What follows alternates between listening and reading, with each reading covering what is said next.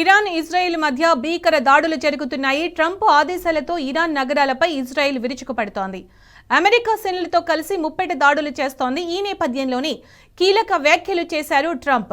US భద్రతా సిబ్బందితో దాదాపు గంటన్నర సేపు భేటీ అయిన ఆయన Iran supreme leader Ayatollah Khamenei ఎక్కడ దాక్కున్నా లొంగిపోవాలని హెచ్చరించారు. ఇటు ట్రంప్ స్టేట్మెంట్ పై స్పందించిన ఖమేనీ నమీ పేరుతో యుద్ధం మొదలైందని ప్రకటించారు. ఖడ్గం పట్టుకుని కోట గేటు వద్ద ఓ వ్యక్తి ఉన్న ఫోటోను ఎక్స్ లో పోస్ట్ చేశారు. ఇక దీనికి సంబంధించిన పూర్తి సమాచారం మా ప్రతినిధి కిరణ్ అందిస్తారు. కిరణ్, ఇరాన్ ఇజ్రాయెల్ మధ్య భీకర దాడులు జరుగుతున్నాయి. అలాగే ఈ నేపథ్యంలో ఇజ్రాయెల్ అమెరికా సేనలతో కలిసి దాడుల తీవ్రత పెంచినట్టు తెలుస్తోంది. అప్డేట్స్ ఏంటి దీనికి సంబంధించి?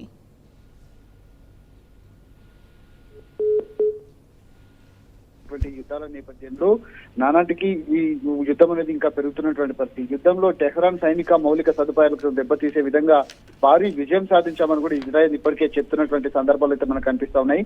ప్రతి దాడులు అడ్డుకునేందుకు కూడా ఈ దేశం తీవ్రంగానే ప్రయత్నిస్తోంది. ఇప్పటికే ఐరన్ డోమ్ లకు సంబంధించినటువంటి ట్యాంక్ల పైన చిల్లు పడటంతో ఇప్పటికే ఇరాన్ కు సంబంధించినటువంటి ప్రయోగించే క్షిపణులు కూడా కీలక ప్రాంతాలకు మీదకు కూడా దూసుకొస్తున్నట్టుగా ఇజ్రాయెల్ అయితే వెల్లడించింది. అయితే దీంతో వాటిని అడ్డుకునేందుకు కూడా నెతన్యాహు సర్కార్ భారీగా వెచ్చించాల్సిన వస్తుందని కూడా తాను కొంత సమాచారం అయితే అందుతున్నటువంటి పరిస్థితులు కనబడుతున్నాయి. దాదాపు ఈ యుద్ధంలో కూడా చాలా మంది చనిపోయినట్టుగా వార్తలు అయితే వస్తున్న నేపథ్యంలో ఈ యుద్ధం ఎప్పట్లోగా ఆగుతుంది ఏంటనేది మాత్రం ప్రస్తుతానికి ప్రశ్నార్థకంగా మారింది. పూర్తిగా 24 మంది మరణించారు. అందులో 600 మంది కూడా గాయపడినట్టుగా నెతన్యాహు ప్రభుత్వం కూడా వెల్లడించినటువంటి పరిస్థితులు కనిపిస్తా ఉన్నాయి.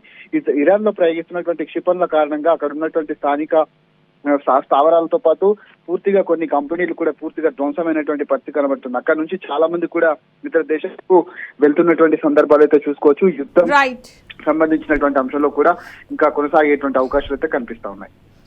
Thank you Kiran.